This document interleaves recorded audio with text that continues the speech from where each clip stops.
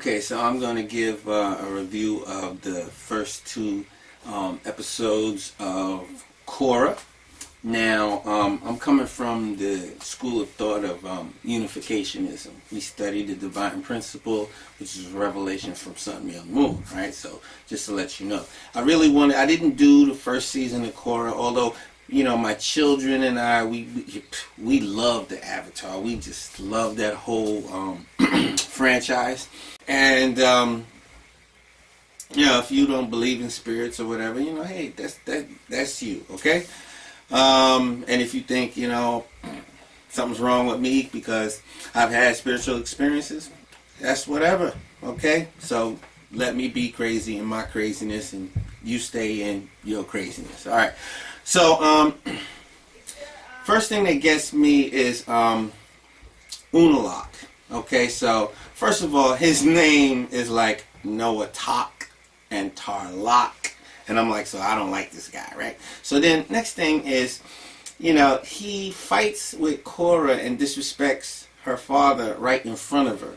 Then later we find out that, you know, she is, you know, that the father she's the daughter of a guy who was banished. Okay, so the father who he's disrespecting, who Unalaq is disrespecting in front of Korra, is actually got some debt to pay. Now, in terms of spiritual principles, that's an actual principle called indemnity. The principle of indemnity, where a person has to deal with the pressures that came to bear when a mistake was made in the past. Now, sometimes it's the descendants of the person who made a mistake who have to deal with those pressures. And we see that Korra is the one dealing with those pressures. Another thing about restoration of a mistake happening in subsequent generations is that sometimes the mistake was physical and sometimes the mistake was, you know, emotional, like somebody hurt somebody, right? In the case with Korra's father was a very physical guy who went in to do a very physical thing. He went in to, you know, rout out and arrest the bandits that were attacking the tribe, but he was so physical that he disregarded the spirits. I think that this also is part of the reason why Korra has a problem with spirits. You know, she's not spiritual, she's overly physical because she inherited that kind of character from her father. But being the center of harmony in the world, in the physical world, in the spiritual world, the Avatar can't afford to have that kind of a debt. So the funny thing is, she's got Unalaq trying to take her under his wing and give her the spiritual side. Okay, so it's like from that family, Korra's father represents the physical side of the chief, and the uncle represents the spiritual side. Now, sometimes it's obvious that people can be materialistic with, you know, their physical brawn, physical strength, right? And then that could even grow into entire systems. You notice how the spirits can sort of blend together. You had those like snake-looking, eel-looking spirits inside the ice cave that could join and become one big snake spirit. Well, actually, that kind of thing happens when people of the same spirit join forces and get together. As you know, the communism. You know, communism can be like a physical force. A physical force, the congealing of materialistic people who take by force and force equality of material. Okay, I thought that last season in Korra we were dealing with a lot of you know, the equalists. This is sort of like redistribution of power, right? By making everybody equal, right? You know, but this season, you know, there aren't these equalists, but we're dealing with the issue of power being abused, right? Abuse of power. Who abused power? Korra's dad. Then Korra, she's sort of kind of physical, you know. She will lash out with her power. Even from the time she was a kid, she will lash out very physically, you know, almost haphazardly, right? And then, now, what a lot of people don't realize, especially at the outset of their spiritual journey, is that spiritualism can lead to a certain type of materialism. And let me explain what I mean. Spiritualism can lead to abuses of spiritual power, right?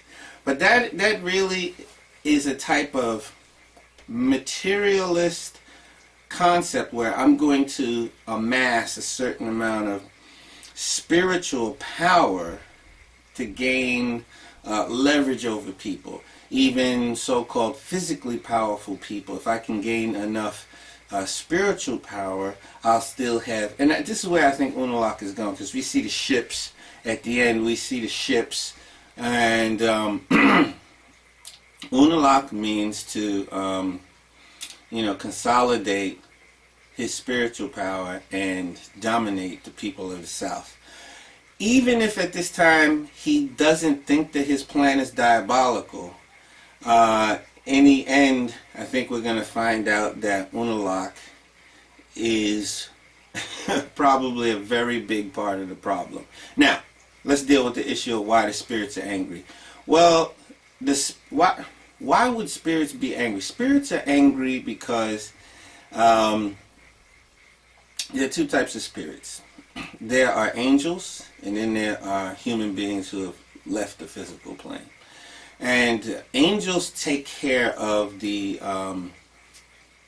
physical world. Angels had helped God create the physical world. So the physical world are like the pet projects of the angels. Okay, so angels would be upset because human beings were not taking care of the creation. Okay, that would be a reason why an angel who spent billions of years, you can believe in evolution, that's fine, but the billions of years of taking care of the creation, if they find that it's not respected, might be upset. Also, you'll find in the Bible where it says that everything in the creation is groaning, trying to give birth to the sons of God, which means enlightened people, enlightened true people who can bring out the beauty in all things through their ability to appreciate all things. So even the creation could be upset within in their emotional center, because sort of like spiritually dumb people are not